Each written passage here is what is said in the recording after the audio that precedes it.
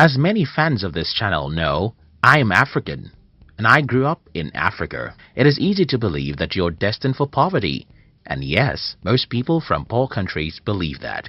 However, when I was around 17, I started questioning such assumptions, and the reason for my different opinions is because I often see rich people even in my country. But there are some other explanations for the reasons why some people are rich in poor countries. It may be that these people do ugly or illegal stuff. Maybe their father is a politician who has stolen a lot of money, or maybe it's just luck. Anyway, I decided to study how money works and see myself whether being rich has something to do with luck, stealing, or anything like that. By age 20, I already knew the formula of wealth creation, and I was ready to follow such formula.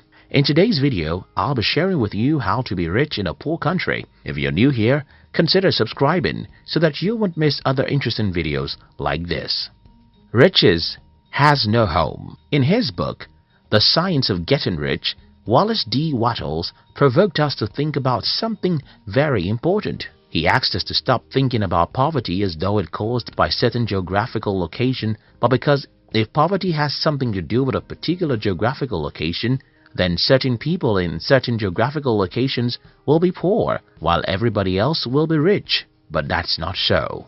As we make this video today, millions of people are poor even in the richest countries of the world. For example, more than 70% of Americans live from paycheck to paycheck, according to some studies. And think about this, many people even in the poorest countries of the world are very wealthy. What does this tell us? I think it's very simple. Money doesn't have anything to do with where you live. But there's another problem here.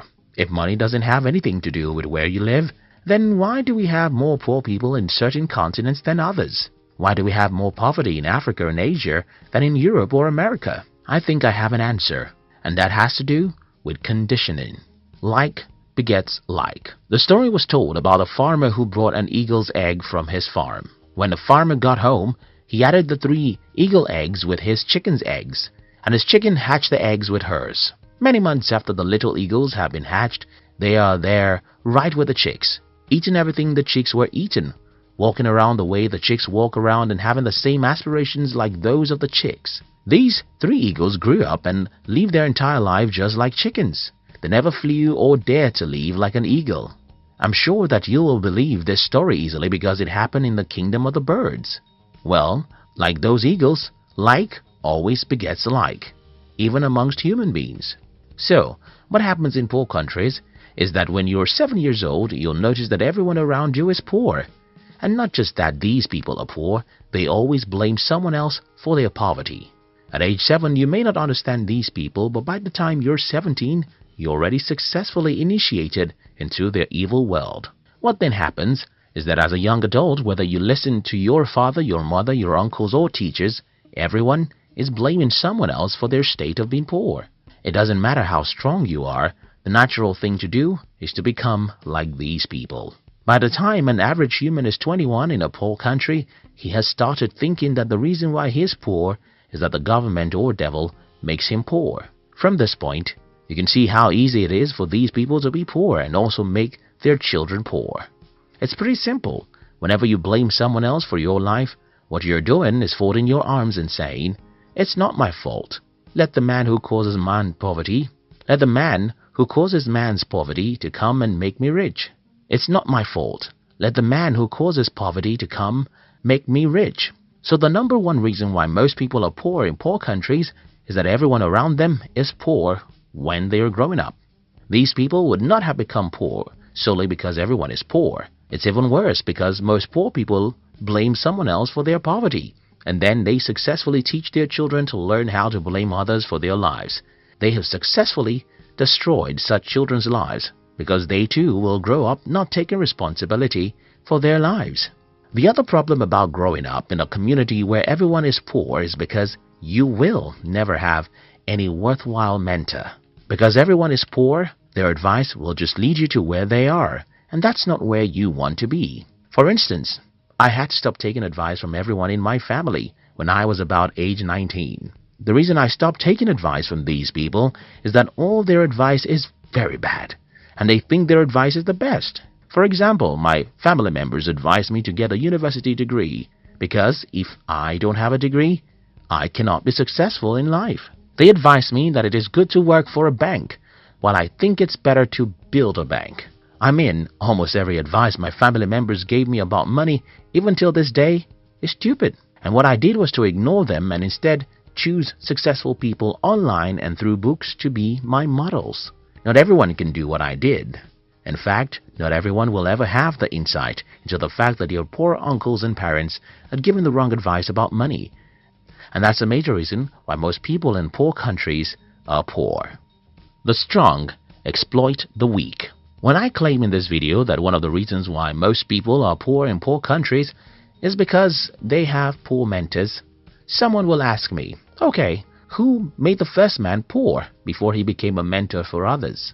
This is a good question, and the answer is in the fact that the world is a jungle where the strong eat the weak. Most of the years of our existence as humans are filled with battles between nations. We should also remember colonization and exploitation from one country to another. All these battles would not have left some countries poor if not because they are not physical battles. Think about it, as you would think about rape. When a man rapes a woman, he thinks it's just a physical act, but for a woman, it's spiritual and emotional. And though the act of rape can happen in 5 minutes, the victim can live with the pains for 50 years. Similar things happen when a country invades, overpowers, and colonizes another for many years. For those who are asking how the first man became poor, I think that is how the first man became poor. But that's not an excuse for you to be poor. You see, the poverty of your forefather may not be his fault because he was probably taken as a slave for 30 years. But your poverty is yours because you have the power to liberate yourself. Country and personal prosperity. Another reason why many people are poor in poor countries is that most people seem not to understand that there are differences between national prosperity and personal prosperity. Because most people don't know that there's a difference between personal and national prosperity, many people in poor countries want to run to rich countries. Many Africans want to run to America. Many Indians thought they could migrate to Europe, and that's another problem. You see, running to a rich country won't guarantee your prosperity, because even in the country that you're running to, most people are still poor. Now that I've tried to pinpoint some of the reasons why most people are poor in poor countries, let me try and show you how to be rich in a poor country. 1. Disown every mentor you have. Well, I don't mean that you should legally get rid of everyone in your life. I simply mean that you should stop taking their advice or spending much time with them, except they are positive-minded. Growing up in Africa, the culture of my tribe requires that I listen to and follow the advice of everyone who is older than me. But at about the age of 19, I started revolting against the advice of my family members, especially their advice about money. When I was 21, it had become very obvious that I was a black sheep of the family. Until today, these people just don't have any advice I can follow about money. Don't get me wrong, I love my mother, father, uncles, and siblings. I love my African friends, but I don't take advice or spend time with you if you're negative. This is the first thing I think you should do if you're from a poor country. Do away with negative people. Stop taking money advice from poor people. Instead, go to the library and read books from the rich and successful people. Check online and follow some inspiring people who will make you believe in yourself. 2. Understand the difference between personal and national poverty. Don't assume that you have to be poor simply because your country is poor. You can be rich, even in a poor country. As I have explained earlier, being rich is not a factor of where you are from or where you live. Being rich is a factor of how you use your mind. 3. See the half-full cup. I suffered ill health for the first 17 years of my life, and I hated life for every minute of those sicknesses. However, a few years after I regained my health, I understood that such terrible health challenges was a blessing in disguise.